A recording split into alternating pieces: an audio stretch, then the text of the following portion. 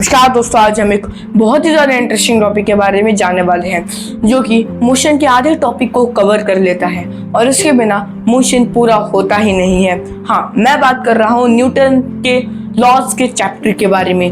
तो चलिए वीडियो को शुरू करते हैं। देखिए, न्यूटन्स के लॉ ये डिस्क्राइब करते हैं कि मोशन क्या होता है।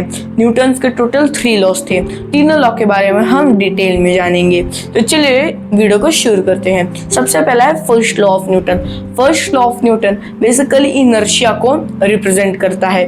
आपने देखा होगा कि जब आप एक चाकू में पोटैटो घुसाकर आप चाकू को इस साइड पर टैप करेंगे तो वो जो पोटैटो है वो नीचे जाने की जगह ऊपर चला जाएगा। ये क्यों होता है? क्योंकि जब आप नाइफ को टैप कर रहे हो तो कुछ चेंजेस की वजह से जो फोर्स है वो अपवर्ड्स लगता है, क्योंकि आप ऊपर टैप कर रहे हो ना कि नीचे की तरफ। नीचे की तरफ अगर आप फिर भी टैप करोगे तो आपके हाथ को इंजरी जा सकती है और वो फिर भी वो जो पोटैटो है वो ऊपर ही जाएगा। इस प्रोसेस को हम इनर्शिया कहते हैं। दूसरा है second law of motion. Second law of motion basically acceleration को डिफाइन करती है। यह बताते हैं कि जब तक आप किसी चीज पे एक्सटर्नल फोर्स नहीं लगाएंगे तब तक वो चीज 1 सेंटीमीटर भी नहीं हिलेगी। जैसे कि एक फुटबॉल स्टेडी है और अगर आपने उसको किक किया तभी वो हिलेगी, अगर आपने उसे किक नहीं किया तो वो नहीं हिलेगी। ये आखिरी तीसरा लॉ ये बताती है कि every object has opposite reaction. देखिए, अगर आपने एक माउंटेन को पुश किया और वो माउंटेन आपको थर्ड लॉ के बदौलत फिर से पुश करेगा, बट हमें नीचे गिरने से बचा देता है फ्रिक्शनल फोर्स। फ्रिक्शनल फोर्स वो फोर्स होता है जो कि 2 ऑब्जेक्ट को रुका देता है, उसके अंदर फ्रिक्शन ला देता है। जैसे कि अगर कोई आदमी भाग रहा है और अचानक से वो स्टॉप ले लेता है तो जब वो रुकता है तो उसके पैरों के बीच में वो स्लिप हो जाता है और थोड़ा सा आगे हो जाता है। ऐसा क्यों हुआ? ये सिर्फ और सिर्फ फ्रिक्शनल फोर्स की वजह से हुआ। और फ्रिक्शनल फोर्स सिर्फ एक हार्ड चीज और एक हार्ड चीज के बीच में होती है।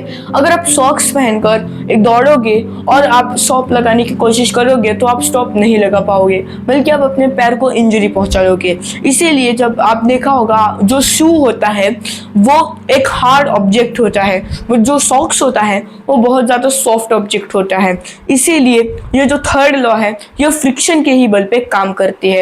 अब इन तीनों लॉ में कौन कौन से फोर्स यूज होते हैं ये हम जान लेते हैं।